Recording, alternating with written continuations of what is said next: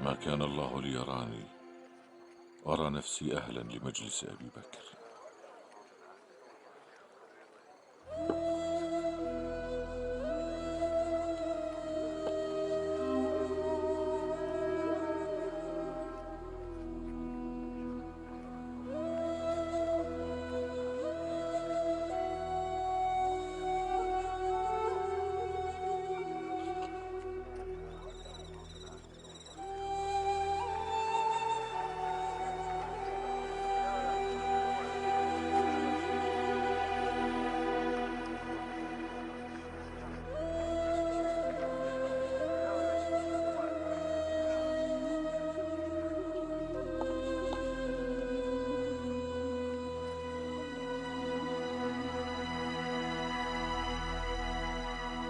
तमाम तारीफ़ें अल्लाह के लिए ही हैं जो उसने खुद के लिए बयान की हैं, और उनके नबी मोहम्मद सल्लल्लाहु अलैहि वसल्लम पर हमारा सलाम। अल्लाह की रहमत हो अबू बकर सिद्दीक पर, जिन्होंने ये अमानत लोगों तक पहुंचाई, अपनी उम्मत की इस्लाह की और बगैर किसी इल्ज़ाम के इस दुनिया से रुखसत हुए, और ऐसी मिसाल कायम की जिसकी पैरवी हमारे लिए मुश्किल है। जब भी हमने नेक कामों में उनसे आगे बढ़ने की कोशिश की, खुद को हमेशा उनसे पीछे ही पाया। तो कोई कैसे उनकी बराबरी कर सकता है? सब कुछ अल्लाह का ही है, जो कुछ भी वो देता है या जो कुछ भी वो लेता है। ऐ लोगों, मैं आप में से ही एक हूं। मैं रसूलुल्लाह के खलीफा के हुक्म की नाफरमानी नहीं करना चाहता था और ना ही ये जिम्मेदारी चाहता था।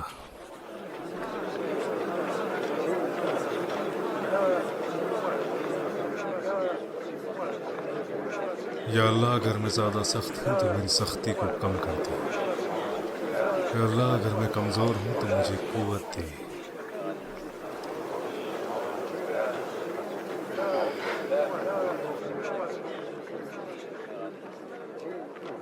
अल्लाह, आपके ज़रिए मेरी आज़माइश चाहता है, मेरे ज़रिए आपकी। मेरे दो साथियों के गुजरने के बाद भी मुझे जिंदा रखा। मुझे मालूम हुआ है कि कुछ लोग मेरे रवैये से खौफजदा हैं। उन्होंने कहा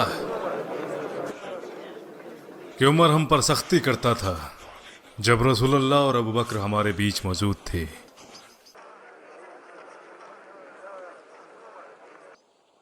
तो अब क्या होगा जब सारे मामलात ही मेरे हाथ में हैं?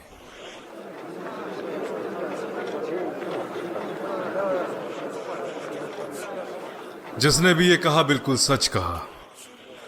रसूलुल्लाह के साथ में उनका एक खादिम था, नरमी और हमदर्दी में उनका कोई सानी ना था। और जैसा अल्लाह ने आपके बारे में फरमाया, मोमिनों पर निहायत रहम करने वाले और मेहरबान। मैं उनके लिए एक मयान से निकली हुई तलवार था, जो वो चाहते तो मयान में रख सकते थे या इस्तेमाल कर सकते थे। फिर अबू बकर मुसलमानों के खलीफा बने। आप तो जानते ही हैं कि वो एक बहुत नरम दिल, रहीम और करीम थे। मैं उनका भी खादिम था और मेरा सख्त रवैया उनकी नरम दिली के साथ था, बिल्कुल उसी तलवार की तरह जिसे वो चाहते तो इस्तेमाल करते या फिर मयान में ही रख सकते थे। मगर अब सारी जिम्मेदारी मेरे कंधों पर है लोगों।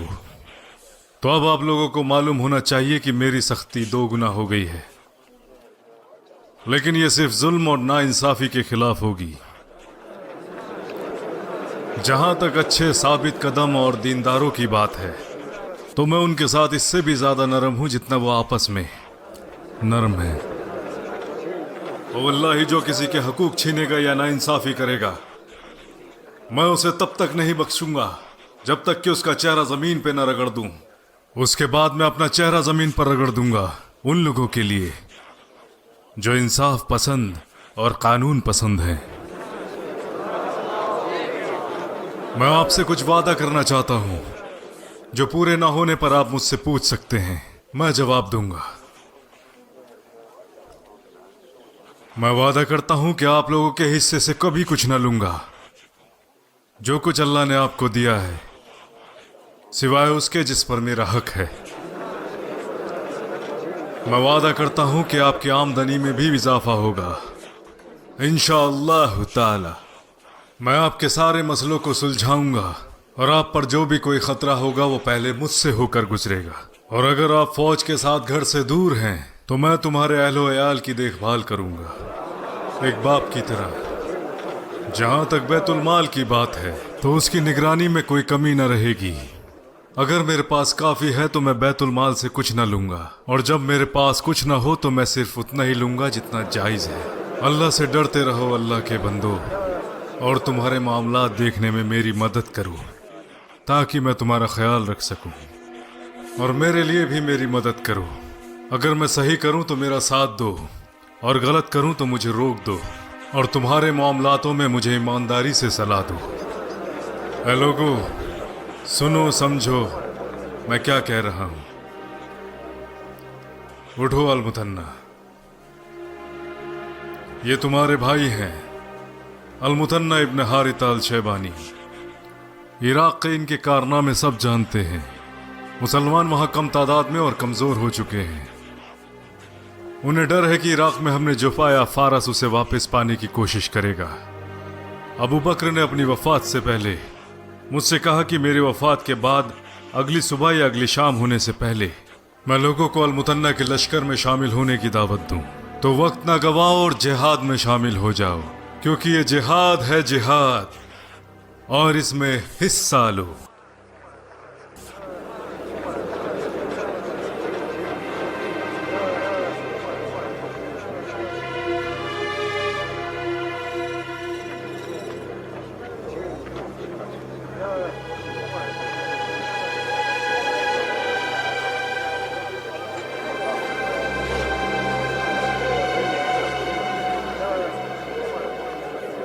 कोई भी आगे क्यों नहीं आया, ये बात मुझे समझ नहीं आई।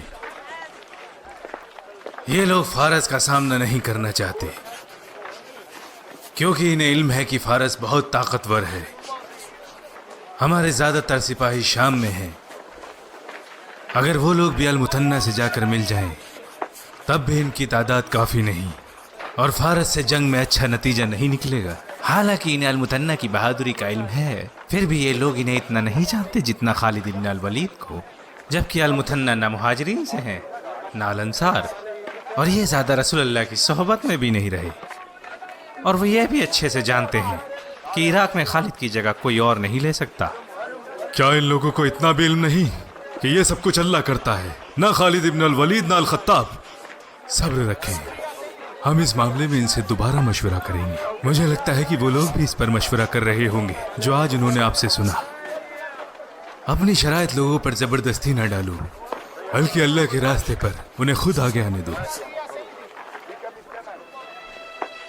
अल्लाह हमें कभी आपकी राय से महरूम न रखे। अबुल हसन उमर इब्न अल-खत्ताब की तरफ से अबू उबैदा इब्न आमिर इब्न अल-जर्राह को अल्लाह आपको अपने अमान में रखे। मैं आपको बताना चाहता हूं कि अबू बकर सिद्दीक खलीफतुर रसूलुल्लाह अब हमारे बीच नहीं रहे। सब कुछ अल्लाह का ही है, और एक दिन अल्लाह के पास ही वापस लौटना है। अल्लाह की मर्जी थी कि मैं उनके बाद खलीफा बनूं। मैं आपको शाम में मुसलमानों का अमीर मुकर्रर करता हूं, इसलिए रोम के साथ जंग में आप अपने साथियों के साथ मशवरा लें। आप ये जान लें कि मैं खालिद इब्न अल-वलीद को किसी गलती या खता की वजह से नहीं हटा रहा हूं, बल्कि आप उन्हें अपना दायां बाजू बना लें, जो भी आपको बेहतर लगे। इस बात का ध्यान रखें कि मुसलमानों पर कोई आंच ना आए। अल्लाह आपको मेरे जरिए आजमा रहा है और मुझे आपके जरिए। वस्सलामु अलैकुम।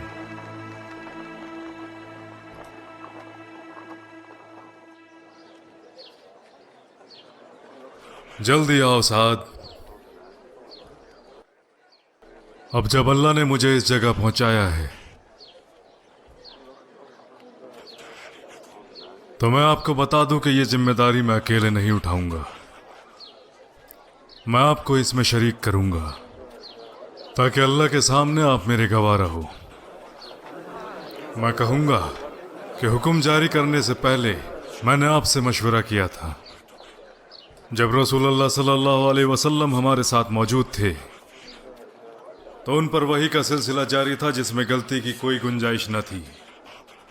फिर भी अल्लाह ने अपने साथियों से उन्हें मशवरा लेने का हुक्म दिया, तो हम क्यों ना करें। जब अल्लाह अपने रसूल को मशवरे का हुक्म दे सकता है فكيف بنا؟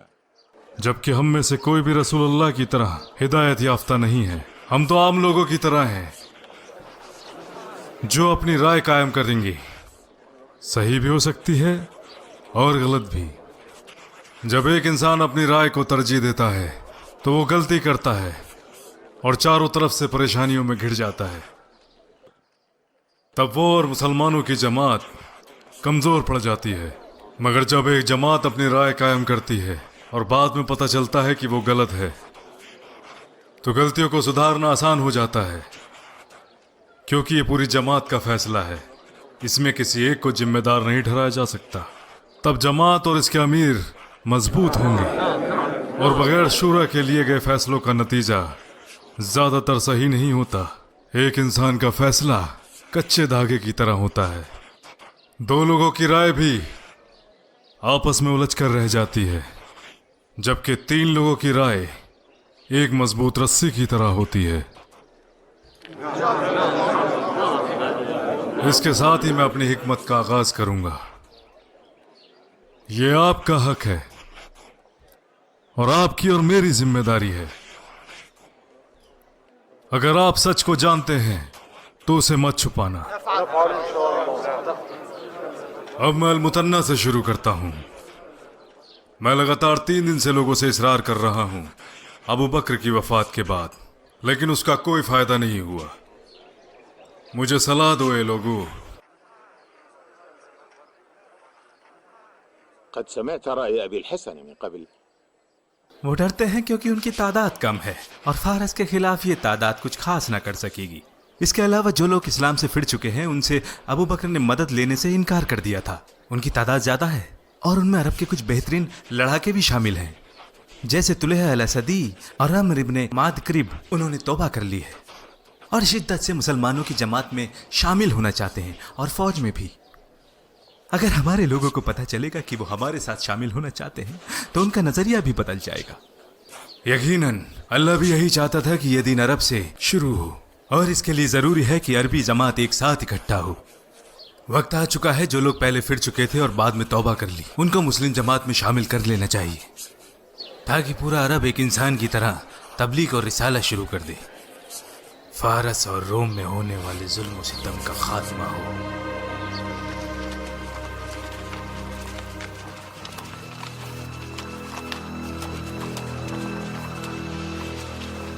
हमारे लोग खाली बैठे उकता गए हैं अबू सुलेमान,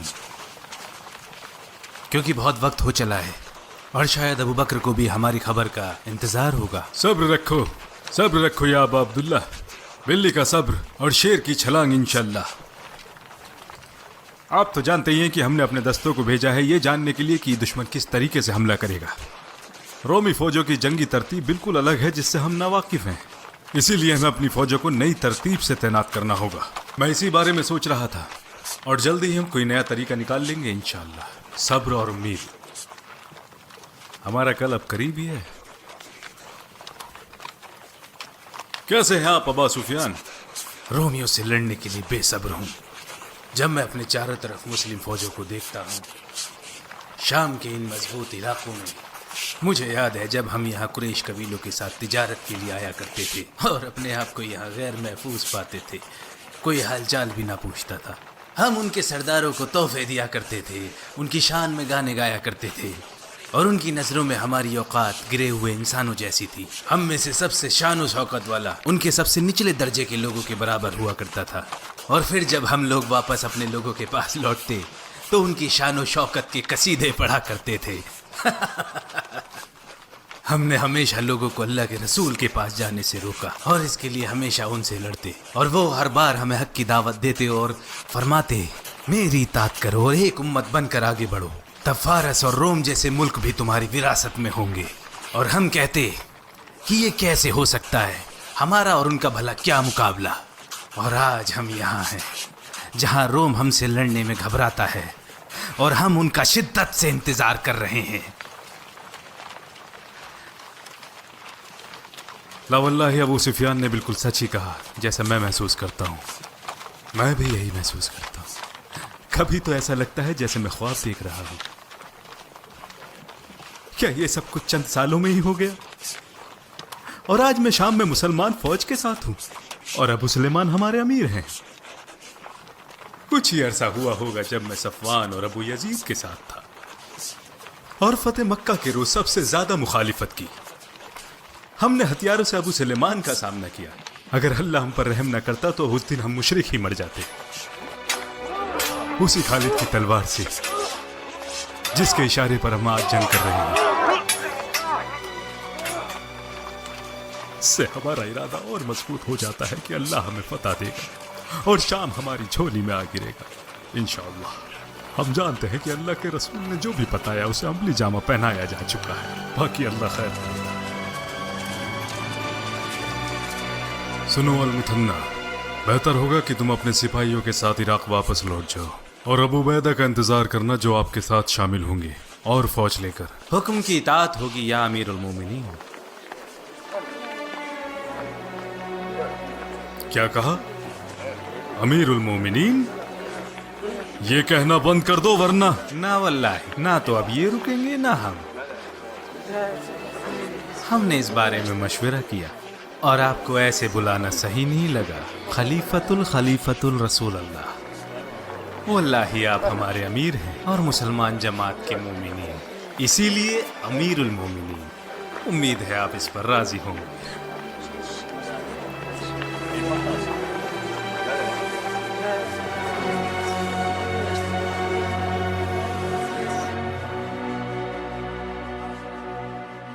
आप लोग जानते हो मैंने आपको यहां क्यों जमा किया है? तुम में से शायद कुछ सोच रहे होंगे कि तुम्हारे अब्बा अब अमीरुल मोमिनीन हैं और तुम उनके बच्चे हो, तो तुम में से अगर कोई भी तिजारत के लिए जाता है लोग तुम्हें तरजीह देंगे। मैं आपको बताना चाहता हूं कि तुम्हारे अब्बा आपके दादा के ऊंट चराया करते थे और आपके दादा का बर्ताव बुरा ही नहीं बल्कि ज्यादती वाला था। आपके अब्बा अपनी खालाओं के लिए लकड़ियां लेकर आते थे और उनके हवाले कर दिया करते थे, कुछ मुट्ठी भर खजूर या किशमिश के लिए। हमारा कबीला आदि कुरैशियों में से कुछ खास नहीं था और हमारा मर्तबा कुछ कबीलों जैसे अब्द मनाफ, मखजूम, साम और जुम्मा से कमतर था। अल्लाह ने हमें इस्लाम में इज्जत दी, खुद को उसके हवाले करके। लोग तुम्हें ऐसे देखेंगे जैसे एक बाज गोश्त के टुकड़े को देखता है। जरा भी तुम भटके वो तुम्हें अपनी गिरफ्त में ले लेंगे। अगर खुद को बचा लिया तो बच जाओगे। अगर मैं किसी चीज को हराम करने का हुक्म जारी करता हूँ तो सबसे पहले तुम उससे बचोगे।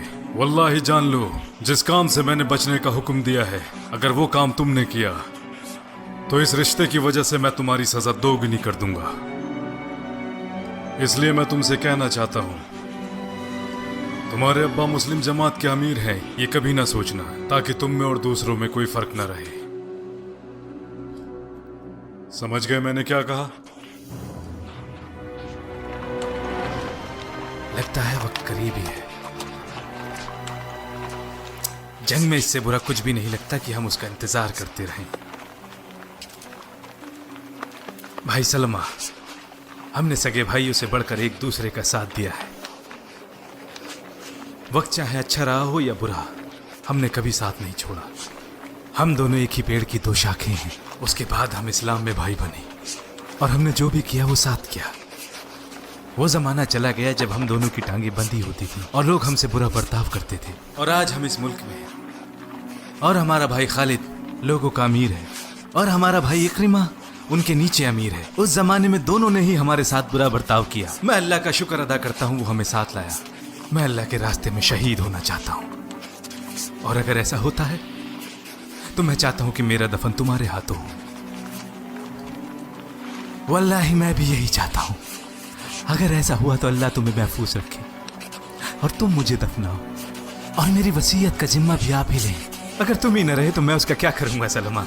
मैं अल्लाह से दुआ करूंगा कि जिस तरह उसने दुनिया में हम दोनों भाइयों को साथ रखा है, उसी तरह आखिरत में भी हम दोनों को जन्नत नसीब फरमाए। आमीन आमीन। ये रूमी खुली जगह में जमा हो चुके हैं और इनके बीच से गुजरने का रास्ता इंतहाई तंग है। इनसे सामना करने के दो ही तरीके हैं। इन्होंने खुद को दरिया और मगरबी नहर के दरमियान रखा हुआ है, जहां पर इनका दाहिना लश्कर तैनात है, और वहां मशरिक की वादी की तरफ उनका बाहिना लश्कर तैनात है। उनके पीछे वादी होने की वजह से उनके बाही तरफ भागने का कोई रास्ता नहीं है। अब यह हमारे ऊपर है कि हम उन्हें वहां रोकना चाहे तो रोक सकते हैं, और अगर वो भागना चाहते हैं तो हम उन्हें जाने देंगे, जैसा भी वक्त के हिसाब से सही होगा। सही कहा। बहुत ही कम होता है कि ऐसी फौजों को कोई फायदा मिलता है। सच कहा। यह उनके हारने की पहली वजह होगी इंशाअल्लाह।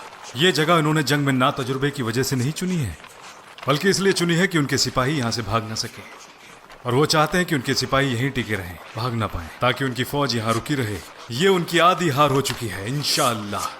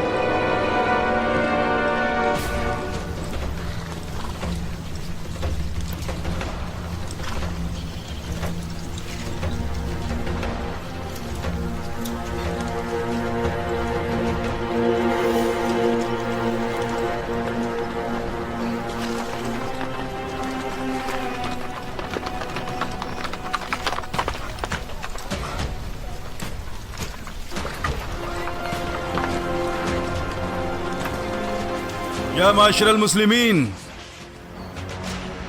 ये रूमी हमारी तरफ तकब्बुर से बढ़ रहे हैं।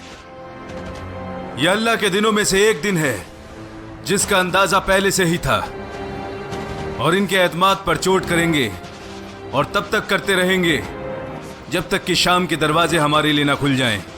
तो कसम खाओ हम तब तक लड़ेंगे जब तक शहादत नहीं मिल जाती या फतह। हक बस अब पूरा होने ही वाला है।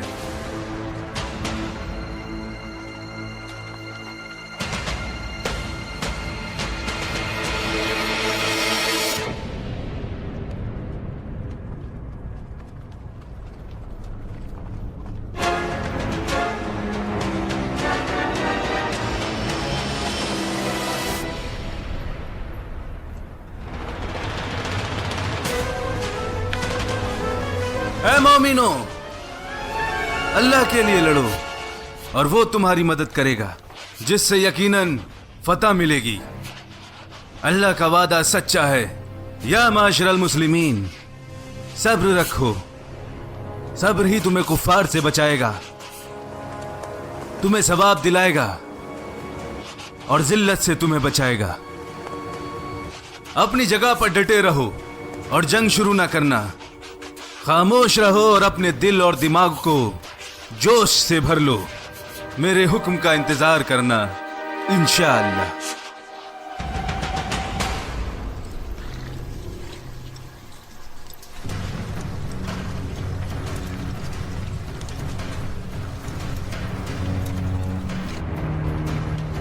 सलाम वालेकुम व रहमतुल्लाह। वालेकुम सलाम।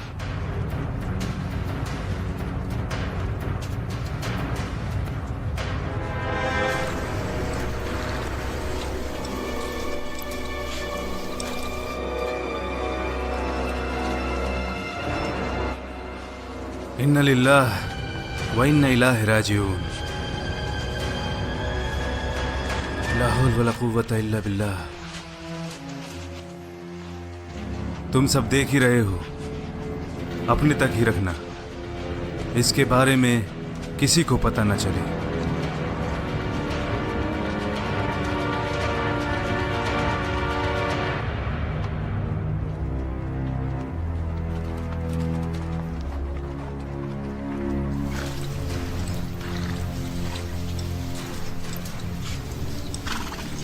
ऐ मुसलमानों, अपनी नजरों को नीचा रखो। उनकी तादाद देखकर मत घबराना। हमारे इरादे उनसे ज्यादा मजबूत हैं। अगर हमने शिद्दत के साथ उन पर हमला किया तो तुम उन्हें चारों तरफ भागते हुए देखोगी।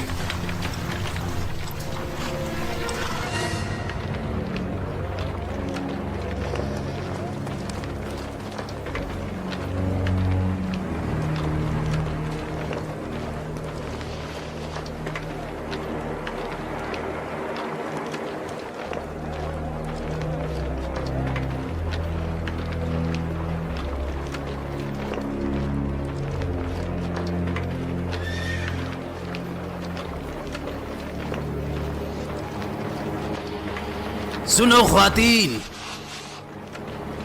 अगर सब कुछ ठीक रहा तो यहीं रुके रहना, और अगर मुसलमानों को भागते देखो तो उन पर पत्थर मारो।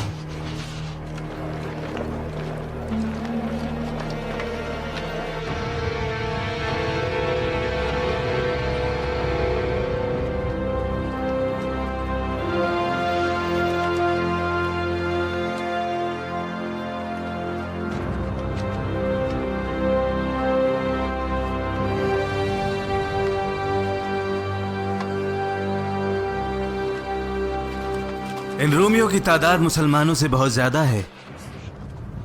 नहीं, मुसलमानों की तादाद रोमियों से ज्यादा है। फौज की फतह देखो, शिकस्त नहीं, तादाद का कोई मतलब नहीं होता।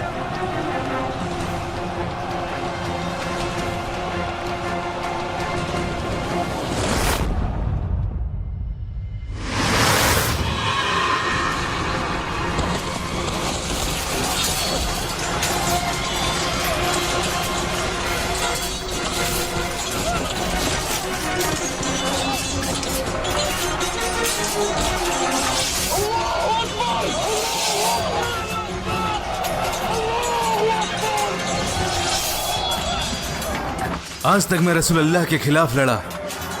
अल्हम्दुलिल्लाह अगर आज मैं शहीद भी हो जाऊं तो कोई गम नहीं। أنا يا ابن أخي وأنا يا ابن أخي الله أكبر الله أكبر الله أكبر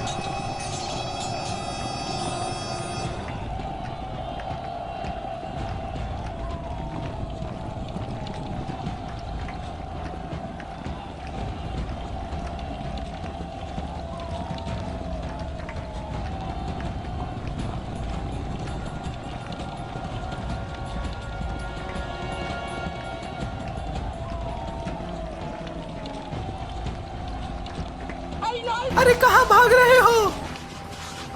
अपनी माँ और बेटियों की कुछ तो इज्जत करो। अल्लाह तुम्हारा मुंह काला करे, रुक जाओ।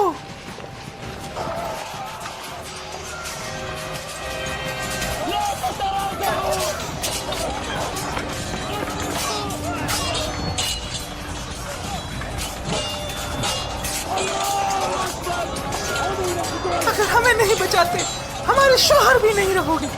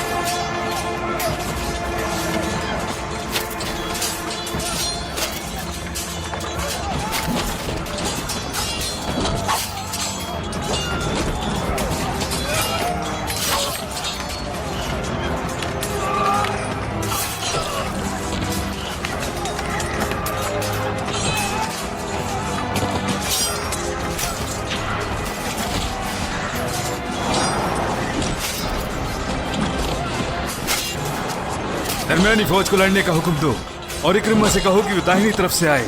अबू उबैदा और अलकाका ने रोमियो को बीच में ही रोक के रखा है। जाओ।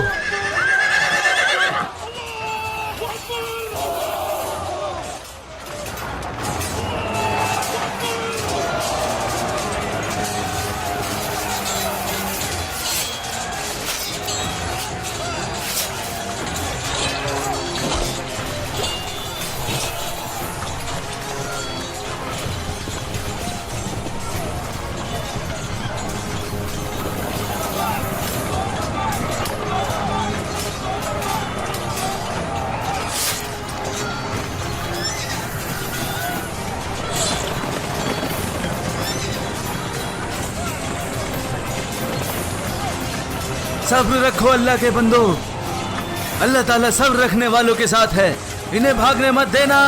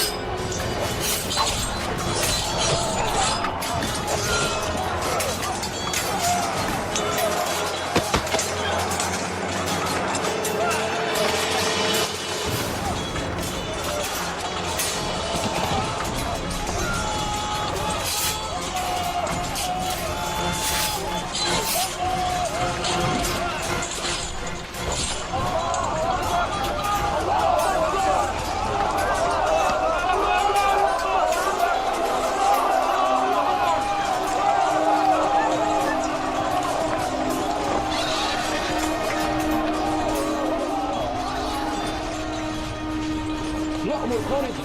إذا رأيت فرسانا هم يركبون الفرار فافتح له.